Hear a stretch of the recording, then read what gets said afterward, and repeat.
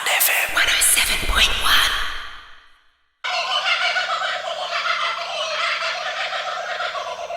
Hi everyone and welcome to episode 5 of Going Wild in the Highlands with me, Floss, and my mate Lou.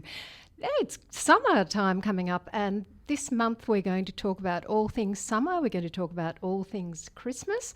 We've got heaps to get through, so we're going to get into it fairly quickly. But first of all, last episode I promised that I would talk to some of our overseas listeners about the area that we live in. So just a quick description, which the locals will probably find appalling. We'll give it a go. We live on a mountain range which extends from Queensland right down to Victoria, all along the eastern seaboard of Australia.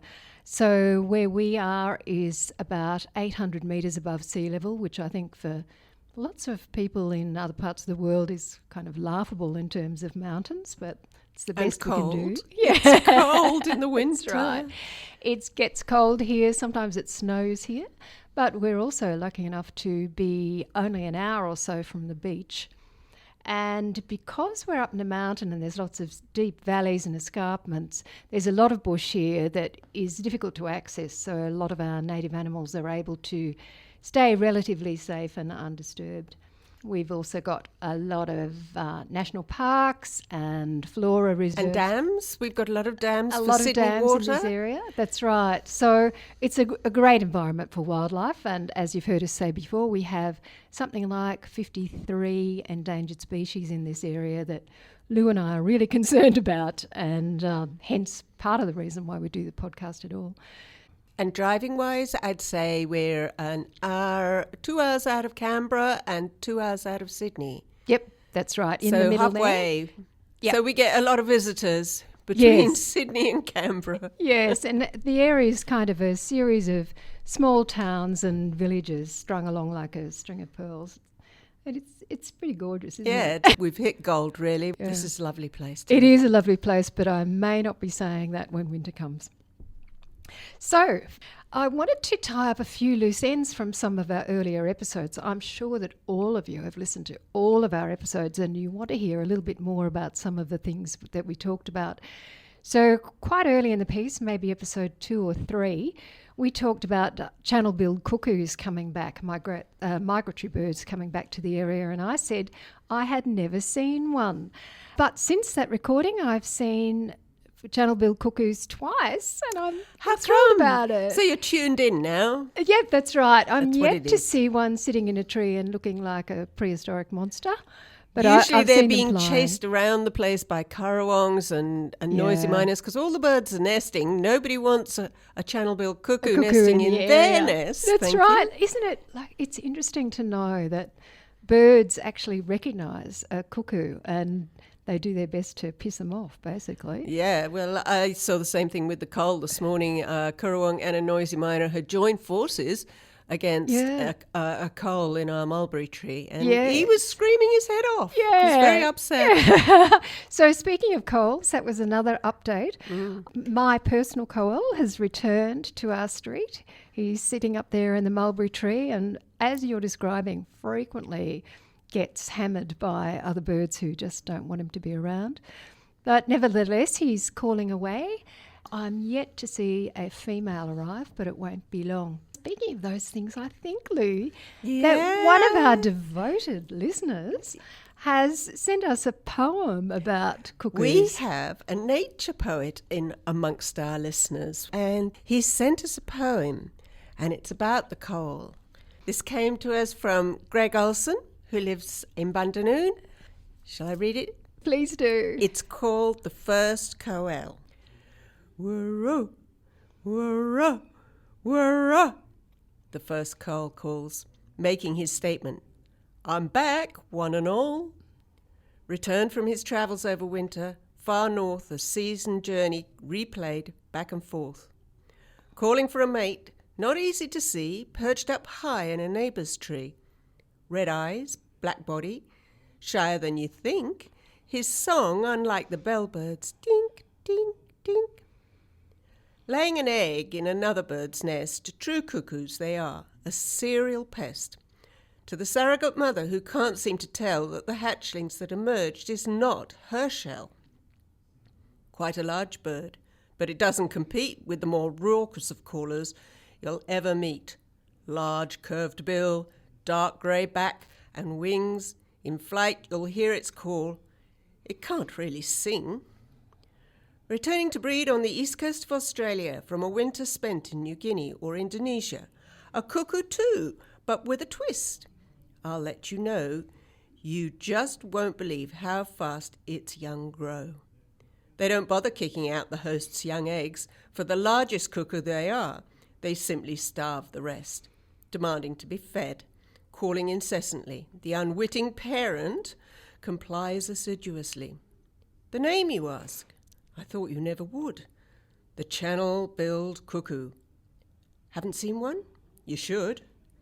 Hounded by noisy miners when they visit my yard, who have their own young they want to guard. Spring brings new life from winter. Emerging nature responds with its primal urging. Woo-roo, woo-roo, woo-roo. The first koal calls, making his statement. I'm back, one and all. That's great. Isn't that lovely, it's Prue? really good. So thanks heaps to Greg. Absolutely, yes. We really appreciate that, but we are not going to tell you who we are, even if you send us poetry. True. So another follow-up on a previous episode is the wonga pigeon, Lou. How's your lovelorn wonga pigeon going? Well, he's developing quite a taste for dog food. Yes. Yes, my dog, I don't know if he's quite caught on. I actually saw him watching him eating his food as he was sitting inside on his sofa looking out the window. There's too many he's in that sentence. Was Sorry, the wonga the dog is watching the wonga eating his food. My goodness. Oh, wow. So the wonga is still around. The wonga's definitely around. He never stops And making that terrible noise. has a female turned up? Which, you know, I've never seen him with a woman. Oh. Oh, well, keep your eyes out. And remember to bring the dog food inside. Well, I'm bringing it in and out, in and out, in and out. The currawong's quite keen on it too. So, last little tidy up from earlier episodes. In episode 1, right back at the beginning, we talked about what's happening to the cypresses in the Highlands, and we've all been noticing that they're dying. We talked all about that. If you didn't hear it, go back and have a listen to episode 1. So, Lou now has an update on her study of the cypresses. Well, it's more than just me. There's quite a few of us actually who've been investigating this. But what's happened now is we have actually got some data from the Department of Primary Industries. What we did was we dug up the soil beside these trees that were dying, and we sent them up to a testing laboratory, and we tested them for Phytophthora because we knew of a couple of previous tests and they had both tested positive for Phytophthora. So we were advised, test for that, because it's very expensive to test, and if you test for everything, you go broke very quick. Of the 14 samples, which came from 6 different properties, all scattered around the Highlands, 8 of the 14 samples came back as positive for Phytophthora. Oh, dear. And they were mostly cypress trees. They were either Leylandii or Cypress torolosa. The 2 gum trees we tested did not test for Phytophthora. And good. 1 pine tree in Mittagong did test for Phytophthora. So we're sort of trying to wrestle with that and interpret that What data. does it all mean? Yes, and we touched base with a professor in the Botanic Gardens in Sydney, and he's going to help us with what we can advise landholders to do with the dying trees and how they might replace them. So this is only the beginning, guys.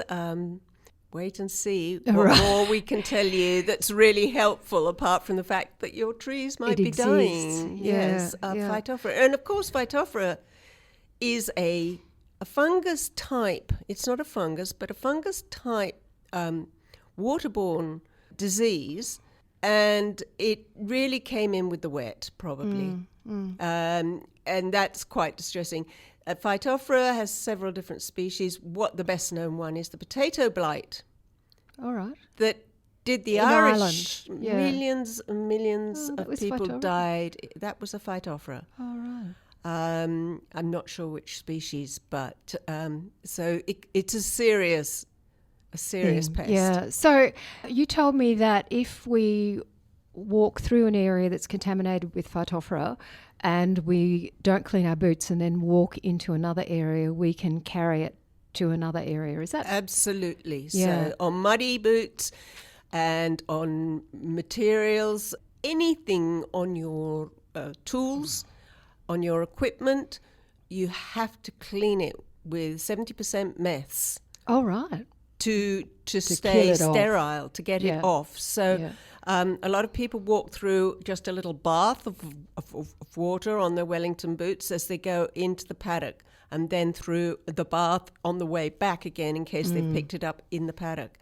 And one of the most upsetting examples of late has been the story of the Wollemi Pines in Wollemi National Park. And somebody has walked, or some bodies have walked in with Phytophthora, and those stands, those precious stands, Oh, dear. have been infected Contaminated. with Phytophthora. So it's not just cypresses that can be contaminated. It's going to affect. Not at all. It's widespread. Gum trees get it. Right. Natives, exotics, it's widespread. Yeah. It's there all the time in the soil, but when it rains like it did in the last couple of years and is in standing water in the soil, that's when it's it really brought to gets a grip. life. Yes. Right. So even if you carried it in somewhere, if it was dry, it would then sit in the soil, and the next time there was lots of wet, it would be enlivened, shall we say. Maybe. Yeah. Yeah. It's hard to tell. It's always there, Yeah. sort of latent. So I know that the Frog ID people ask you to just almost swear on the Bible that you will wash your boots between visiting various different frog areas. I think they're concerned about the chytrid virus in frogs. I'm not sure. Yes. But there's a number of reasons for cleaning up your boots when you've been certainly in dampish areas or anywhere really. Before you walk into a different area. Absolutely. I mean, it is an incurable disease, and it does kill. So you really need to take it seriously. To be careful. Yeah. And I read a little item saying that they've trained a couple of dogs, some spaniels, The to sniffer dogs. sniff it out. Yes, I know. It's I lovely. wish them the best of luck. I hope that there's going to be more of them. 2 dogs for the whole country's a good start, but They're going to be busy. They're going to be busy. They're going to be sniffing the entire nation. So I've got a new visitor in my garden. Oh, yes, too. you wouldn't tell me what it was. No, I'm not telling, but I'll play the call for you and we'll see if you can tell me what it is.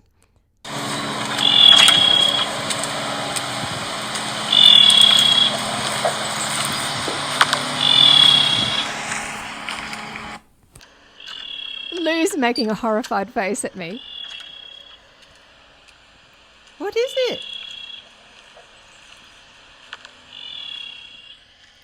As always, everyone, sorry about all the background noise in that. It's a bit hard in the backyard. Now, this is one that you should bloody know, mate, because I told you about this last week. When we were out at Marilla Flora Reserve, we heard the same thing. This is a screaming tree frog. What is it? Hang on. Lit- I think I know what it is. Go for it. It's a shining bronze cuckoo? No. It's a screaming tree frog. It's It's a frog. Litoria kiritatus, you I should have think given you me a say. clue. No, why would I? Well, I gave you a clue in that I told you a week ago that that's what we were hearing in Marilla. Yeah, I do recall that. and I do recall you saying they used to be called bleating frogs, but now they've split the species Split them name, off. That's right. and the bleating frog no longer lives here, but the screaming. Ours has been renamed the screaming tree frog, and it is a quite disconcerting call. Have you seen it? No, every time How I big is it? approach, it goes quiet. Yeah, look, the truth is I don't know very much about it, and I haven't yet had that call confirmed by Frog ID. Because it's been Frog ID week and they're probably overwhelmed with calls. So I'm waiting to Yes. hear back, but I'm 99% sure that that's going to be a screaming tree frog. Well, I think that's lovely. Yeah. It's quite unusual, isn't it? I mean, for a garden. Yes, relatively. It's not one of the most common frogs, although it's around in our area. But like this whole concept of a tree frog is of interest to me. We always think of frogs being on the ground and in water and so on, but there's a whole group that resides in trees. Well, all the tree frogs have got those sticky pads, yeah. pads on the ends of their toes. Yes. Their toes are sticky so they can So they climb can up climb. trees. Yeah. So I believe he's in our silver birches, but we'll see if we can get to the bottom of that. So let's talk about some summer theme things. The first thing that I wanted to talk about was blue-tongue lizards. Blue-tongue lizards are out and about at the moment, and like many reptiles, they find themselves lying on the warm road. They're cold-blooded animals, and they want an opportunity to warm up. So they're on roads all over the Highlands. In normal wild environments, they're known to live up to 30 years, which I just think is remarkable. In suburban areas, they live somewhat shorter life, and one of the main reasons for that is because we're driving over them all the time, but also because dogs get at them. So a few things to say about blue tongues. Their normal range is around about 8 backyards. And if you have nice loose leaf litter and little areas for them to hide in, they will survive much longer. People suggest putting little sections of PVC pipe into your garden if you haven't got I've got natural pipe areas. all round the edges, the boundaries of my garden, but not all of it PVC. But some brick. Yeah, You know, yeah. clay. I don't think the material They like doesn't the matter, heat. does it? They love the heat. Yeah, so warm stones in your garden, but make sure if you've got a dog or dogs that you provide safe places for the blue tongues. And another problem with the blue tongues is that because they've got very squat little legs in comparison to their body, they can't run fast and they don't run away when they're being attacked by any other. They stick their tongues out. They stick out that amazing blue tongue, and if that doesn't work for them, they flatten their bodies out to try and impress everybody with their size, to try and make themselves look bigger. And I've read that if that doesn't work, they will then drop their tail and run off, and the tail keeps wriggling to distract the animal that's trying to predate them. That's actually quite common amongst skinks. Yes. But yeah. on a blue tongue, they're so big. I know. It's hard to imagine, isn't it? So, yeah, please look out for blue tongues, and particularly when you're driving. Don't pick them up. They will bite. They're not venomous, but they will break your skin. And they don't let go. Oh, don't they? Apparently not. Right. So best to just shoo them out of your area if you can, and watch out for them on the road. And now, Lou, I've been reading a little bit of grumbling in various places about, because the weather's getting warmer around this area, there's lots of flies out, and I'm thinking that you wish to speak in defence of flies. I do. I'm going to tell you some really nice things about flies. Now, I think you all know some nasty things about flies. So I'm just going to list some of the most amazing things about flies because I think they've had a very bad press. And honestly, I'll tell you something terrible, but if there were no flies in the world, we would be up to our necks in doo-doo. Oh, right. Okay. Because they lay their eggs in all sorts of mushy, horrible, stinky. Lou's pulling the most appalled face. Let's call it detritus, shall we? Yes, dear. Anyhow, the beauty of it is that the larvae that emerge from the eggs, which actually have a rather familiar name, which I really don't want to use, but I will. Go for it, darling. Maggots. Maggots. Maggots, all a maggot is really is a larvae of a That's fly. right. Yes. That's all it is. But anyhow, they do look a bit creepy, especially when you've got 100 of them in your worm patch or whatever, like I had. But these animals are absolutely vital recyclers of detritus, of mucky stuff, like it might be seaweed, for example. They will clean up a beach in a week. That is where you have deposited huge amounts of smelly, old, hold-fast seaweed. Mm-hmm.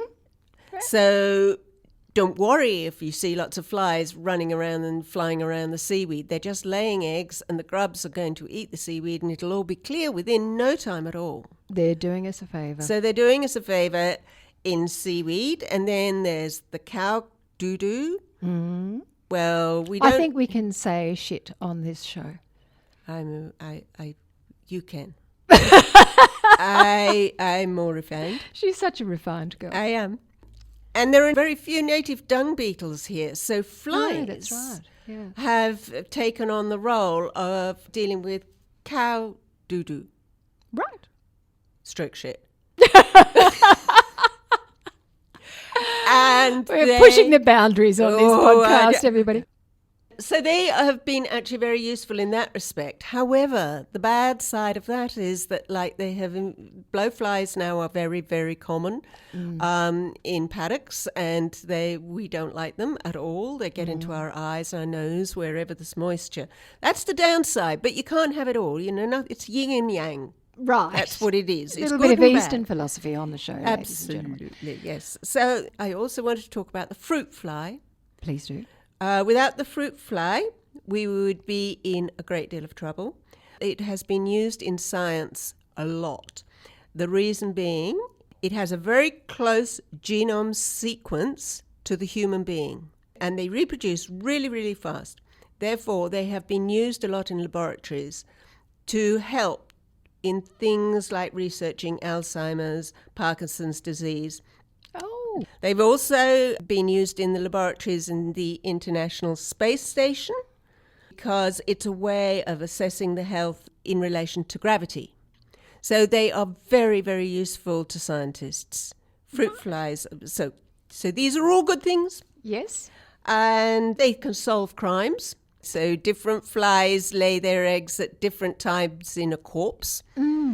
And according to which fly larvae you see there, you can determine the time of death. They can also clean up ulcers.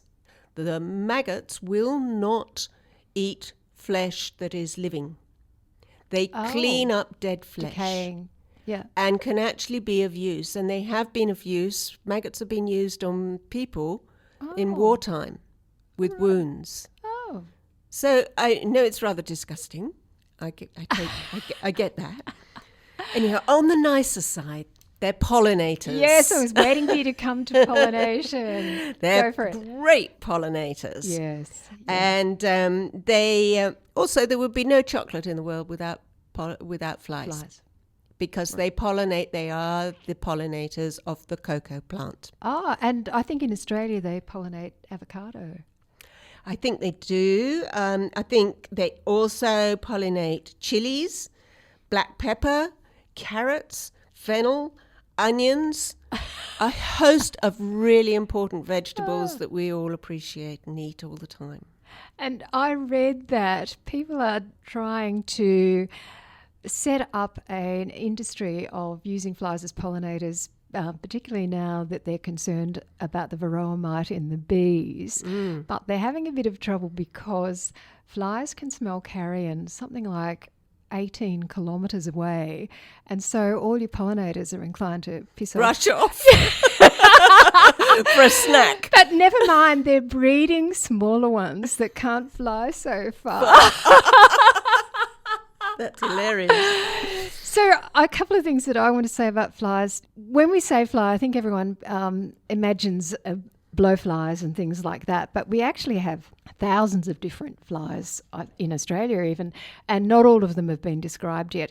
A fly technically is distinct from another insect because it only has 2 wings rather than 4 in most cases.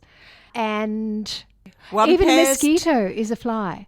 Yes, mosquitoes are fly. Yeah, so Yes, we we don't need to kind really of like think a little bit more broadly when we talk about flies. It's not just blowflies. There are lots of good flies that do other good stuff as well. Absolutely. And back to the pollination thing, Australian plants have evolved or initially evolved without honeybees at all. So they had to work out other ways to attract pollinators and use other pollinators in general, and hence flies are pollinators of many Australian native plants as well as those other food produce ones that Lou mentioned.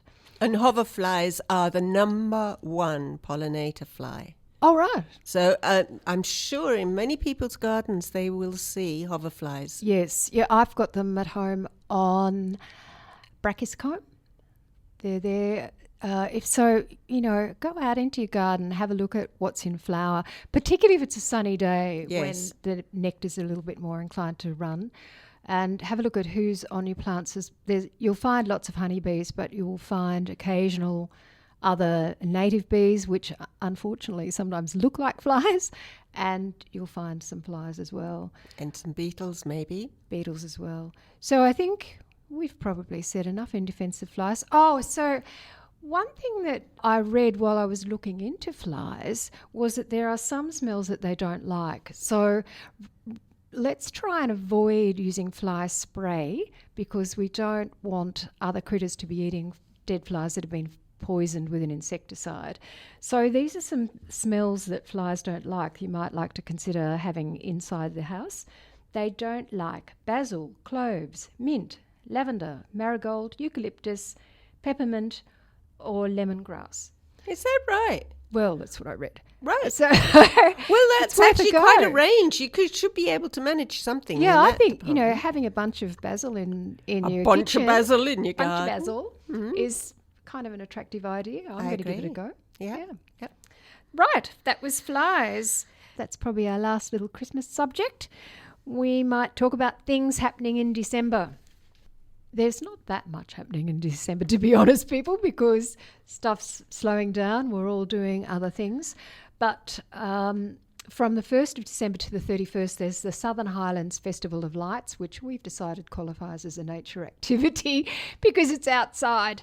Have a look at their website and see what's happening. Actually, it looks really like it might be really good fun. And Highland FM is involved in some of the activities to do with the Festival of Light as well. Then on the 8th of December, there's a koala habitat workshop in Talong. This workshop is designed to empower land managers with the know-how to improve and revive their natural areas.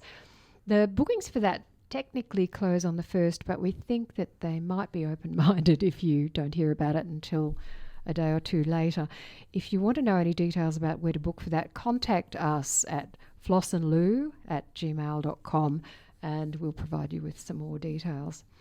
They're the only booked things for December that are happening in the Highlands, but the glossy black cockatoo team asked me to remind you that if you see any sightings of glossy black cockatoos, they really want to hear about it. And in particular, if you notice the direction the birds are flying in, that's helpful information. And you can put that up onto their Facebook page. It's probably the easiest way to find them. So with that, I think we'll finish off. We are on Highland FM at 8 p.m. on Monday nights or anytime on their website under podcasts. We're also on Apple Podcasts, Spotify, iHeartRadio, and wherever you get your podcasts. We're on YouTube, where we usually have photos to go along with the audio chat. And I'm going to start putting up some very short videos on specific subjects. So have a look at our YouTube channel and you'll find some extra material that you don't get in the standard podcast. Please like, subscribe, review, all of that stuff, podcasts or our YouTube channel, because it helps other people to find us. We're also on Facebook and on Instagram. Our email address is flossandlou@gmail.com. Thank you very much to Highland FM once again this month for hosting us.